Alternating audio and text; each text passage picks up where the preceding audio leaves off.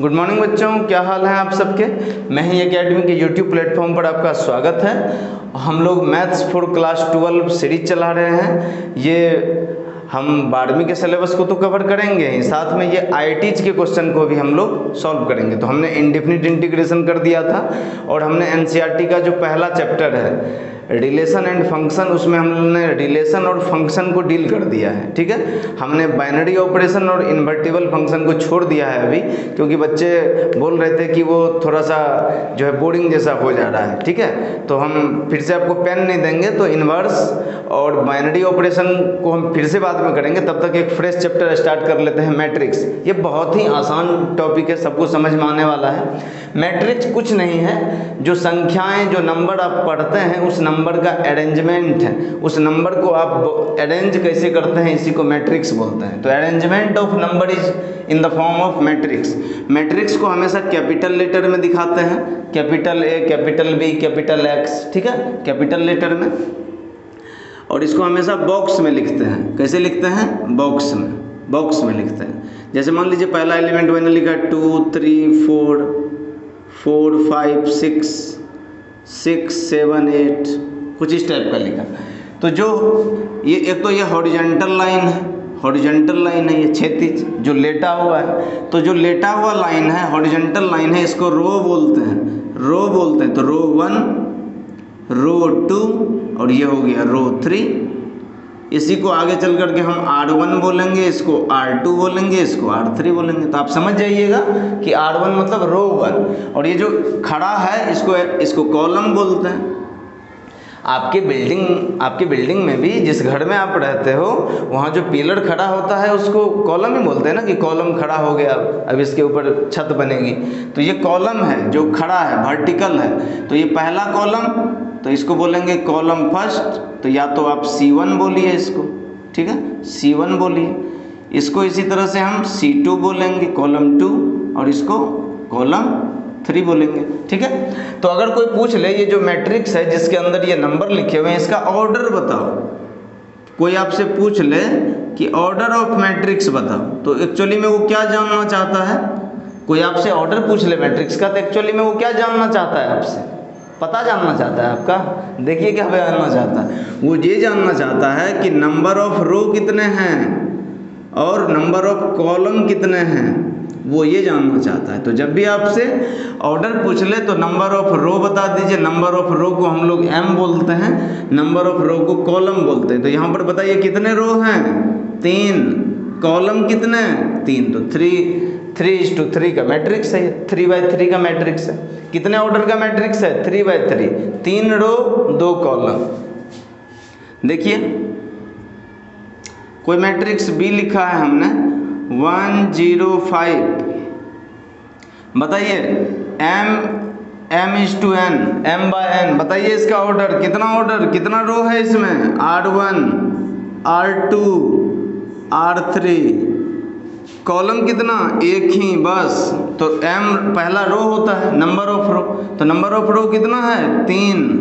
Column कितने? 1। तो इस मैट्रिक्स का ऑर्डर कितना हो गया? 3/1, 3 रो और 1 कॉलम। ठीक है, ठीक है, समझ में आ गया आपको। तो ये मैट्रिक्स के ऑर्डर हो गए। अब एलिमेंट लिखने आ सकता है मैट्रिक्स में। देखिए कैसे आएगा, देखिए कैसे आएगा, देखिए कैसे आएगा। मान लीजिए आपको क्वेश्चन दिया हुआ है कि मैट्रिक्स बनाओ। कैसे बनाओ? तो बोलेगा draw a matrix, draw a matrix, matrix of order 3:2 in the form of AIJ। क्या मतलब इसका? ए कोई स्मॉल है ना, तो स्मॉल को एलिमेंट बोलते हैं। मैंने क्या बताया, जो मैट्रिक्स लिखोगे वो कैपिटल में लिखोगे, कैपिटल ABCDEXYZ कुछ भी लिख दीजिए। तो कैपिटल A ये कोई मैट्रिक्स है, और क्वेश्चन कर रहा है कि ये इसके बीच का जो नंबर है उसको एलिमेंट बोलते हैं। तो एलिमेंट स्मॉल में, एलिमेंट कैसे लिखना है? IJ।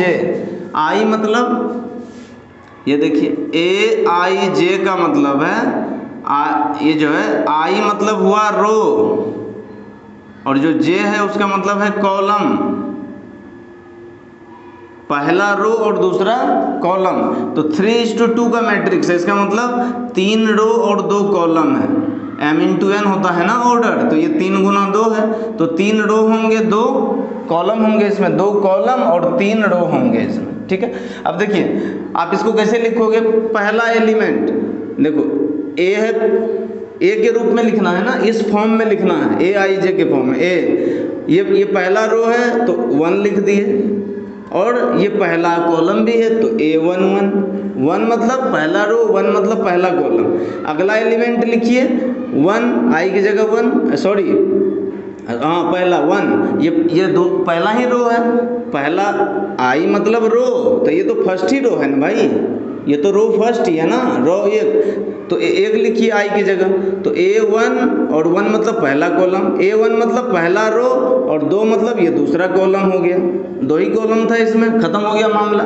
अब अगला देखिए रो 2 में, रो 2 में देख लीजिए, ए के जगह पर रो 2 में I की जगह क्या लिखोगे आप, 2 लिखोगे, दूसरा रो चल रहा है, पहला कॉलम है तो J की जगह 1 हो गया, ये दूसरा रो है और ये दूसरा कॉलम है तो 2 हो गया, समझ आ गया आपको। और ये रो थर्ड है, ये रो थर्ड है, तो ए क्या लिखोगे I की जगह तीसरा, क्योंकि तीसरा रो चल रहा है, पहला रो है दूसरा कॉलम, कौन सा कॉलम है ये, पहला, ये तीसरा रो है, कौन सा कॉलम है, दूसरा, हो गया बस। आया समझ में, ऐसे ही लिखना। अगर कहे कि मैट्रिक्स को लिखो AIJ के फॉर्म में तो ऐसे लिखेंगे, क्या दिक्कत है, समझ आया आपको, ऐसे लिखेंगे।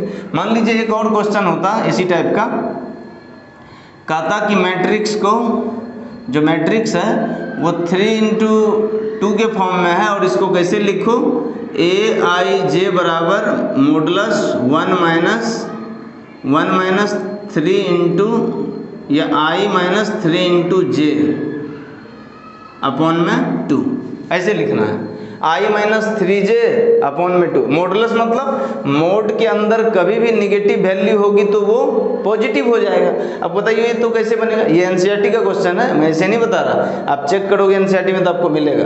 कैसे सॉल्व करोगे इसको, क्या बताया, अपने मन से मैट्रिक्स को कैपिटल लेटर में मान लीजिए, और ये 3×2, 3 रो है, 1 2 3 और 3, और इसमें 2 कॉलम है, 2 कॉलम है, तो इसमें कौन कौन सा एलिमेंट होगा बताइए। पहला एलिमेंट A11 पहला रो पहला कॉलम, पहला रो दूसरा कॉलम, 2 ही कॉलम है, 2 ही कॉलम है।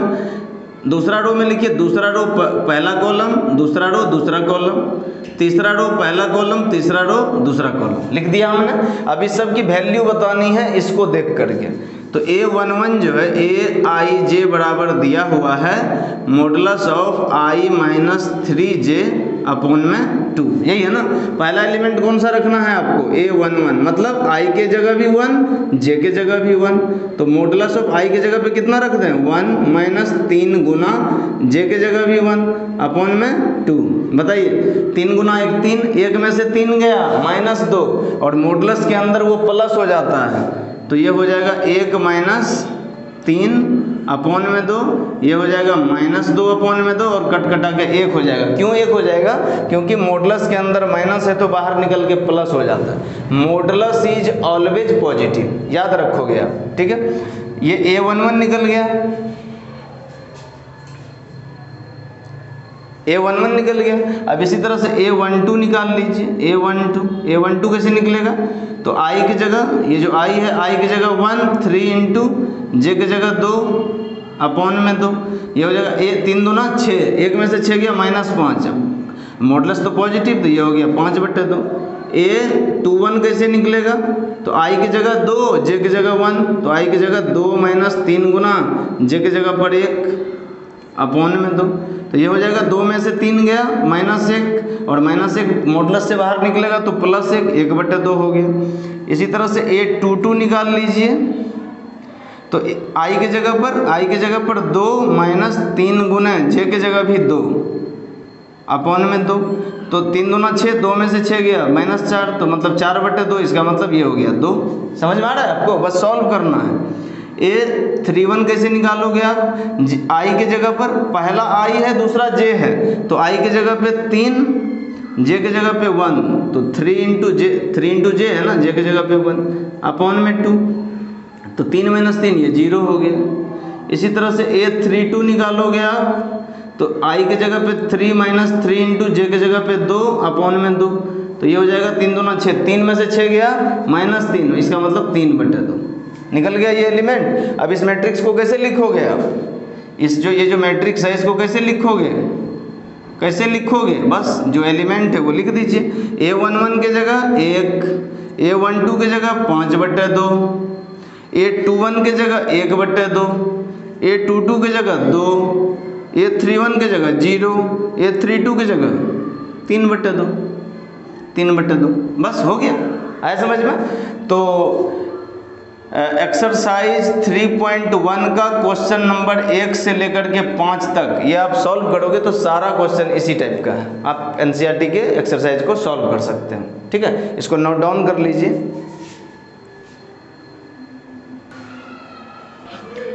देखिए बच्चों, तो आप एक्सरसाइज 3.1 के क्वेश्चन नंबर 1 to 5 आप सॉल्व कर सकते हो, आपने देख भी लिया होगा, होप सो। अगला है types of matrix.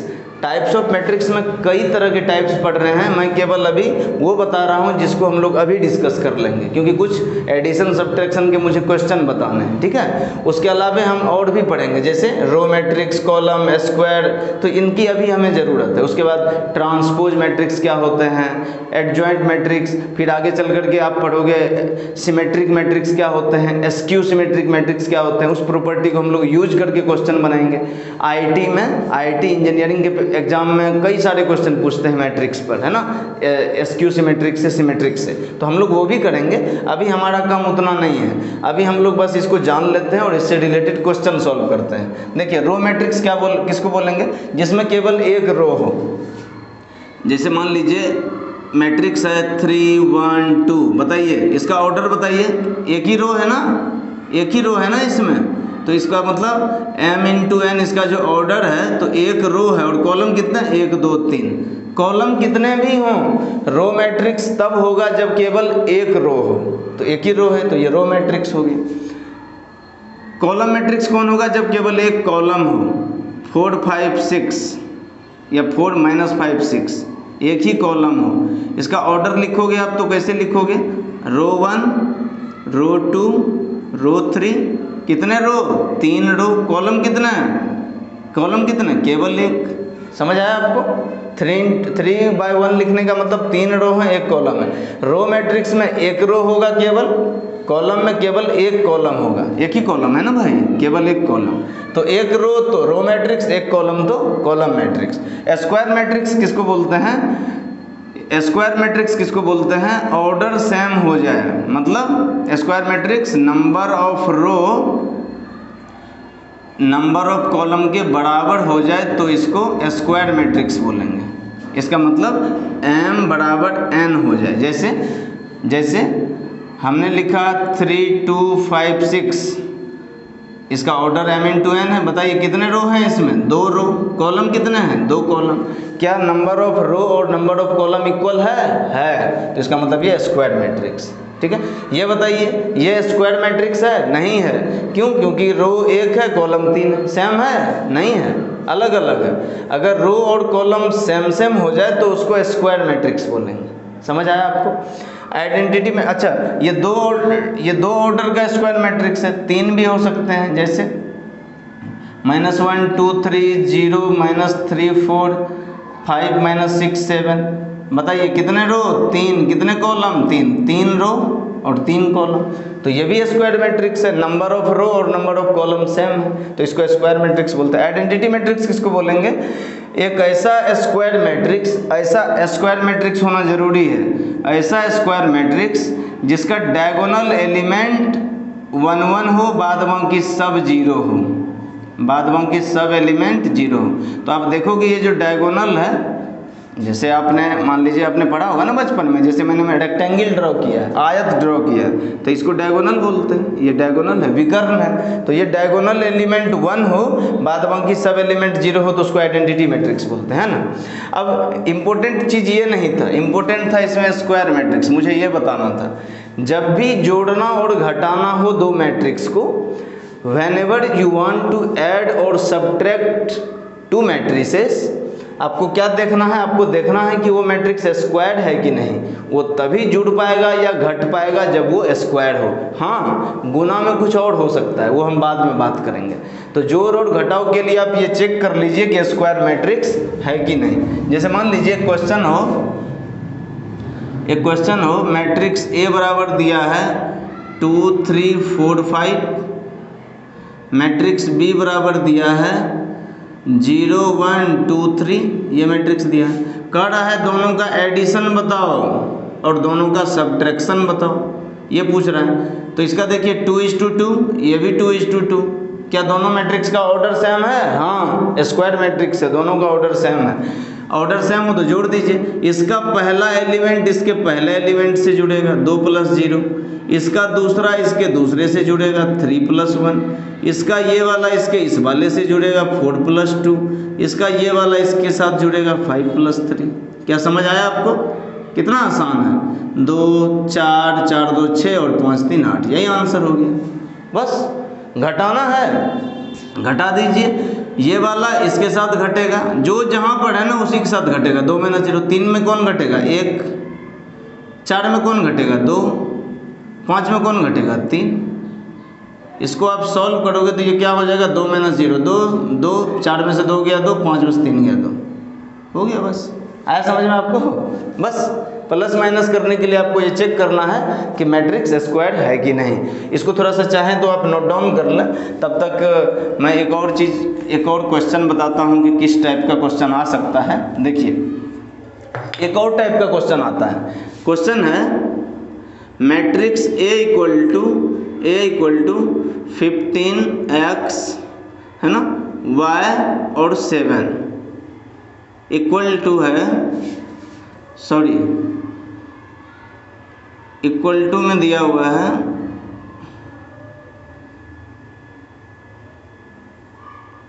Equal to में दिया हुआ है 15 3/2, है ना, -5/3 और 7।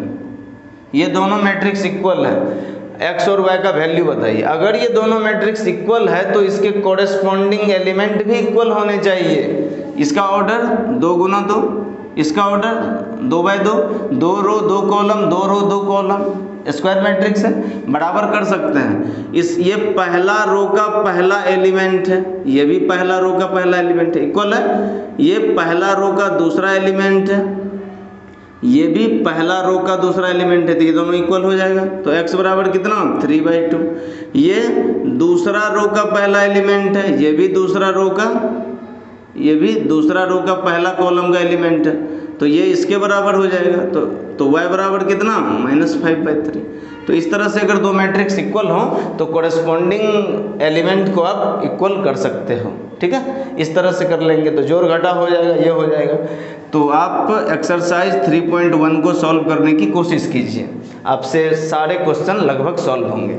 और कोई दिक्कत हो तो फिर हम नेक्स्ट वीडियो में आपको बताएंगे। So thank you so much. हमारे चैनल को सब्सक्राइब कर लीजिए, रिक्वेस्ट है आपसे, शेयर कर लीजिए, हम ताकि मोटिवेट होंगे आपके प्रति काम करने को। आपको प्लेलिस्ट में ये मैथ्स फॉर क्लास 12 मिल जाएगा, उस पर इंडेफिनिट इंटीग्रेशन पूरा मिल जाएगा आपको। ठीक है, रिलेशन फंक्शन हमने किए, ये तीसरा चैप्टर जो है हम लोग मैट्रिक्स कर रहे हैं। ठीक है, so thank you so much बच्चों।